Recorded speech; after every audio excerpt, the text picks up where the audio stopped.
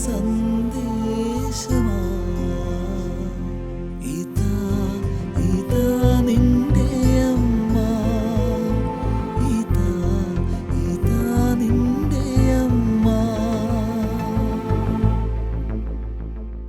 MBBS കഴിഞ്ഞപ്പോൾ തന്നെ എനിക്ക് കിട്ടുമായിരുന്നു ഒരു ഗൈനക്കോളജിസ്റ്റുള്ള പോസ്റ്റ് ഗ്രാജുവേഷൻ കിട്ടുമായിരുന്നു. പക്ഷേ അത് ഞാൻ അന്ന് എടുത്തില്ല, കാരണം എനിക്ക് വലിയ താല്പര്യമില്ലാത്തൊരു ഫീൽഡായിരുന്നു. അത് കഴിഞ്ഞ് 10 വർഷം ഏകദേശം MBBS പാസ് ഔട്ടായി ഏകദേശം 10 വർഷം കഴിയുമ്പോഴാണ് പിന്നെ എഴുതുമ്പം എനിക്ക് കിട്ടിയ പോസ്റ്റ് ഗ്രാജുവേഷൻ ഈ ഗൈനക്കോളജി പ്രൊഫഷൻ വരുന്ന DGO തന്നെയാണ് കിട്ടിയത്. അപ്പോൾ ഞാനത് അന്നേ എനിക്ക് കിട്ടിയിരുന്നത് എടുക്കാതിരുന്നല്ലോ, ഇന്നിപ്പോൾ ഏതായാലും കിട്ടിയതല്ലേ, ഇനിയിപ്പം നഷ്ടപ്പെടുത്തണ്ട, ഇനി അങ്ങ് പഠിച്ചേക്കാമെന്നുള്ള രീതിയിൽ ഞാനങ്ങ് തുടർന്ന് പഠിക്കുകയായിരുന്നു. അപ്പോൾ എനിക്ക് ഒന്നാമത് ഗൈനക്കോളജി എടുക്കുന്നതിനൊരു മടുപ്പ് എന്താണെന്ന് വെച്ച് കഴിഞ്ഞാൽ ഏത് സമയത്ത് വിളിച്ചാൽ പോകണം. പിന്നെ എനിക്ക് ആ പ്രൊഫഷനോട് അതിനോട് വലിയ താല്പര്യമില്ല, ഒരു ഫിസിഷ്യനായിട്ട് മുമ്പോട്ട് പോകാനായിരുന്നു അന്ന് താല്പര്യം.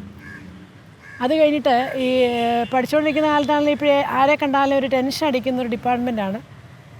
ഒരു ഓപ്പറേഷൻ വരുന്ന ഒരു റിസ്ക്, ഒരു നോർമൽ ഡെലിവറി, എന്തെങ്കിലും ഒരു പ്രോബ്ലം വന്ന ആൾക്കാർ തിരിഞ്ഞേറ്റം ബഹളം, അങ്ങനെ വഴക്കിടുന്നൊരു സിറ്റുവേഷൻ എല്ലാവരുടെയും വരും. അതൊക്കെ ഫേസ് ചെയ്യണമല്ലോ, പിന്നെ ഏത് രാത്രിയിലും വിളിച്ചാൽ പോകണമല്ലോ, അങ്ങനെയൊക്കെ ഓർത്തിട്ടായിരുന്നു ഗൈനക്കിനോടൊരു പൊതുവേ ഒരു പേടിയും വിഷമവും ഉണ്ടായിരുന്നു. ഏതായാലും ആ ഡിപ്പാർട്ട്മെൻറ്റ് കയറി കഴിഞ്ഞിട്ട് ഞാൻ ആദ്യം കുറച്ച് കാലം പിന്നെ ഹെൽത്ത് സർവീസിൽ ഡിപ്പാർട്ട്മെൻറ്റിലായിരുന്നുകൊണ്ട് ഗൈനക്കോളജിസ്റ്റായിട്ട് തന്നെ വർക്ക് ചെയ്തില്ല, പെരിഫറൽ ഇൻസ്റ്റിറ്റ്യൂഷനിലായിരുന്നപ്പം മൊത്തം മെഡിക്കൽ ഫീൽഡ് തന്നെ കൈകാര്യം ചെയ്യായിരുന്നു. അത് കഴിഞ്ഞ് സ്പെഷ്യലിസ്റ്റായിട്ട് തന്നെ ഈ പാലാ ജനറൽ ഹോസ്പിറ്റലിൽ വന്നതിന് ശേഷം ആദ്യം ഞാൻ ഈ ആശുപത്രിയിലോട്ട് കാലുകുത്തുമ്പോൾ എന്നോട് എൻ്റെ കൂടെയുള്ള ഒരു ഡോക്ടറിനോട് പറഞ്ഞു, ആദ്യമായിട്ട് കാലുകുത്തുന്നതിൽ എത്രയും നീളം മാതാവേ ചെല്ലി അങ്ങ് കാലുകുത്താൻ മതി. അപ്പോൾ ഞാൻ അപ്പം മനസ്സിലാക്കി ആ ഡോക്ടർക്കും എന്താണല്ലോ എത്രയും നീളം മാതാവയുടെ ബലം അറിയാമല്ലോ എന്ന് കരുതി. അപ്പോൾ ഏതായാലും അന്ന് മുതൽ എത്രയും നീളം മാതാവേ എന്നുള്ള പ്രാർത്ഥന എത്രമാത്രം ഫലിക്കുന്നു എന്ന് എനിക്ക് ഓരോരോ നിമിഷവും അനുഭവം ഉണ്ടായി. കാരണം ഒരു അൺനെസസറി കോള് വന്ന് നമ്മൾ ഒരു അപകടസ്ഥിതി തരണം ചെയ്യേണ്ട ഒരു അവസരം ഒരിക്കൽ പോലും വരേണ്ട വന്നിട്ടില്ല.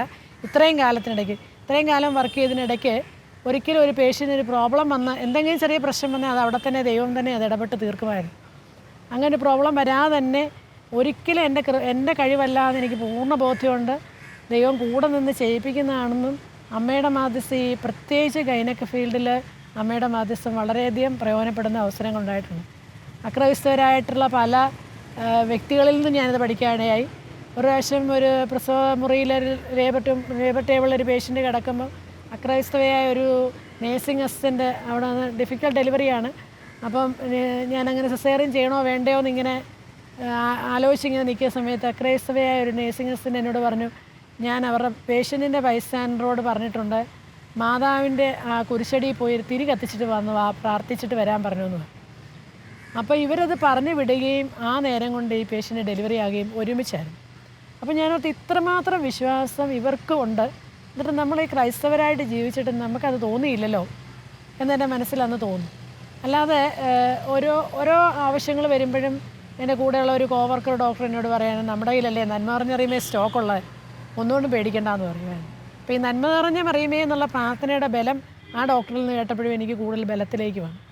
അപ്പം ഇങ്ങനെ ഏതൊരവസരത്തിലും ഒരു ഡിഫിക്കൽട്ട് ഡെലിവറി ആൻറ്റിസിപ്പേറ്റ് ചെയ്യുന്നല്ലേ പ്രതീക്ഷിക്കുന്ന കേസുകളിൽ നമ്മളൊരു എത്രയും നീളം മാതാവേ എന്ന പ്രാർത്ഥന, ഞാൻ ഇതിനു മുമ്പ് പൈകയിലും കുറച്ച് കാലം ഡെലിവറി എടുക്കേണ്ട രീതിയിൽ വർക്ക് ചെയ്തിട്ടുണ്ട്. അവിടെ ഞാൻ സിസ്റ്റർമാരുടെ കയ്യിൽ നിന്ന് ഇങ്ങനെ കേട്ടിരുന്നു എത്രയും നീളം മാതാവേ എന്നുള്ള പ്രാർത്ഥന ചെല്ലാൻ. അപ്പോൾ എത്രയും നീളം മാതാവേ എന്നുള്ള പ്രാർത്ഥന ചൊല്ലി നമ്മൾ ആത്മാർത്ഥമായിട്ട് മനസ്സിലാക്കിയ പ്രാർത്ഥന ചൊല്ലിയിട്ടാണ് ഒരു ഡെലിവറി അറ്റൻഡ് ചെയ്യുന്നതെങ്കിൽ ഒരു എത്രയും നീളം മാതാവേക്ക് കൊണ്ട് തന്നെ പേഷ്യൻറ്റിൻ്റെ ഡെലിവറി നടക്കും. അതല്ല ഒരു കൂടി വന്ന ഒരു 3 എണ്ണം മാക്സിമം ചെല്ലേണ്ട വരുള്ളൂ, അതിനിപ്പുറം തന്നെ അതിന് തീരുമാനം ഉണ്ടാകും. ഇനി അതിന് തീരുമാനം ഉണ്ടായില്ലെങ്കിൽ അതൊരു സിസേറിയനിലേക്ക് തീർക്കണം എന്നുള്ള തെളിവായിട്ടാണ് ഞാൻ മനസ്സിലാക്കിയത്. അത്രയും എനിക്ക് എത്രയും നീളം മാതാവിലൊരു ആത്മാർത്ഥമായ വിശ്വാസം തോന്നി. എത്രയും നീളം മാതാവേ എന്നുള്ള പ്രാർത്ഥന അതിൻ്റെ അർത്ഥത്തിൽ ശരിയായ അർത്ഥത്തിൽ പ്രാർത്ഥിച്ചു കഴിയുമ്പോൾ നമുക്കതിൻ്റെ ആ അനുഭവം യഥാർത്ഥത്തിൽ മനസ്സിലാക്കാൻ പറ്റും.